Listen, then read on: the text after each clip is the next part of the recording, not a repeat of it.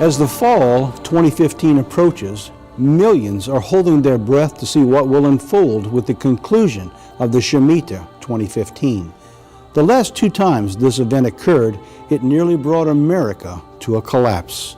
Despite what many claim that we have recovered, we have not, nor has the rest of the world.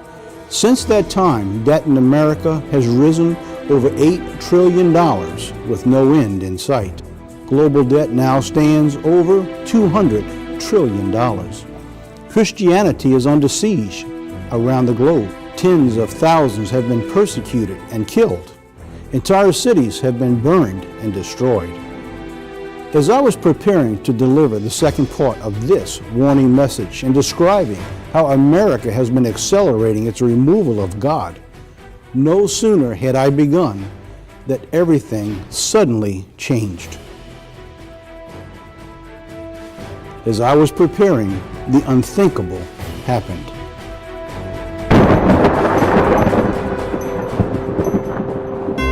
Supreme Court decision legalizing same-sex marriage across the land, and it's profound. The 5-4 vote, in many ways reflecting the huge societal shift of the last 20 years. Lester, good evening. It's the most important gay rights ruling ever, and it's the culmination of decades of legal battles. A huge cheer, then singing as the decision reaches the crowd out front.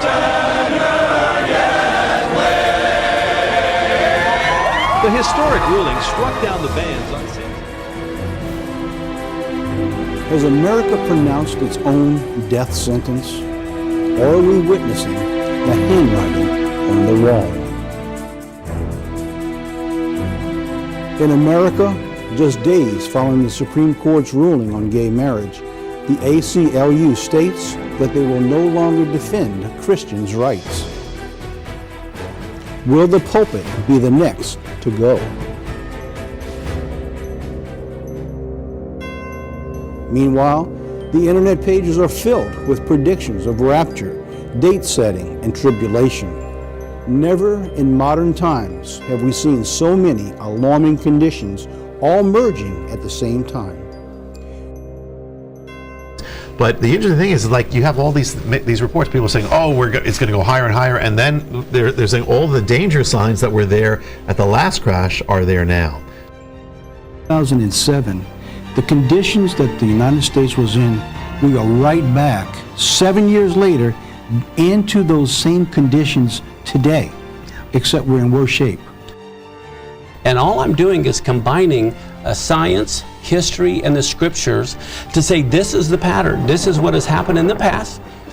Could it happen this year? That's what we'll have to watch, is going back to a hurricane. There's watches and warnings.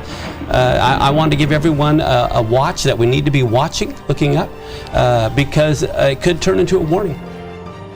Now, with all these things converging, the tower converging, the tower looks like it will be completed, all these things in America rapidly turning away from God, I mean, at an accelerating pace, the harbingers continuing, you have the tree of hope dead, and all these things taking place, and the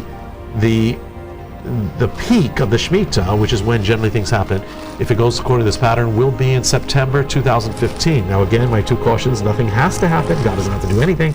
However, I'd be ready, I'd be aware, it could. We need to be prepared. But what if nothing happens this Shemitah? No global financial crisis, no world falling apart. What if nothing happens and things go on as usual? Does it mean nothing has happened? Will everything go back to what it was? God uses calamities to get our attention, a way of warning that something is coming. Change usually comes quietly, normally without most ever knowing it took place.